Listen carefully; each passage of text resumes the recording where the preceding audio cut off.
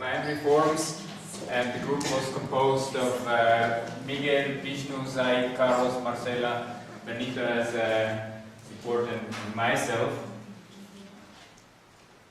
What are lessons learned and inputs for practice for SDC positioning? I think maybe the sort of most important statement is the first one. SDC should consider land governance issues even if it's not the main area of its intervention, especially obviously when we work in decentralization, when we work in rural development. We should not be land governance blind. I think that's a very important statement. And if there is the involvement, or if we consider that, say, in decentralization, yes, the relation with land governance issues, or in, say, agricultural technology development, land governance plays an important role, then it's very important to make sure that there's an understanding of the risks, involved with land government issues, and to assess whether you may run into a risk of enhancing conflict potential in a given area. And I think there is not much of a danger of SDC because we're not that much involved in land governance issues in most countries, but if there is international cooperation involved, then avoid over-financing of public land governance entities, especially in that, so in the end it would be mainly international cooperation who finances these institutions and not local financing that would be dominating. Imposing conditionality, I think that comes out straight from the Bolivian example where international cooperation was in fact imposing criteria like focusing on indigenous people, very small groups in the lowlands, and avoid creating parallel institutions. I think there's some classic mistakes of international cooperation and that should especially be avoided in land reform, land governance programs.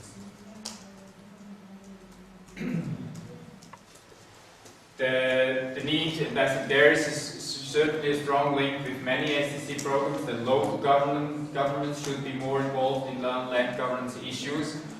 How to support decentralized single public entity like INRA, that goes in the same direction. I mean, INRA linked to local governments in the different countries where there are land reform institutions. And they're an interesting example from Bangladesh actually, where SDC, although not being a main player in the national land reform program, provided much information through its local governance programs on land issues.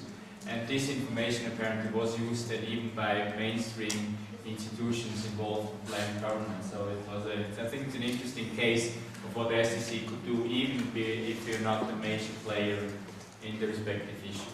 On SDC Bolivia, obviously that was sort of the dominant topic of the afternoon. That's why it was also strong in our discussion that it was clear that SDC Bolivia has been focusing on rather agricultural technology, genetic resources, and issues like that.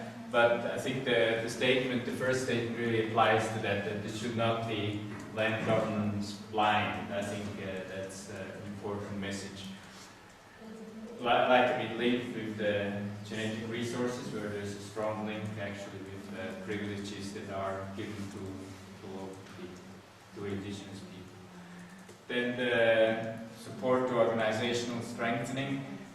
That I don't see exactly what the point was. That I think that was less related to Bolivia in this case. And then there was a suggestion that the SDC might leave the mountainous areas of Bolivia and move to the lowlands, which that issue has been discussed about 100 times, and it may be discussed another 100 times. Still not closed. Who goes first? No, that would be the issue. Then, which issue need to be taken up in our ARD work plan? I think we had a couple of more concrete suggestions what could be done and the issues, but one was certainly that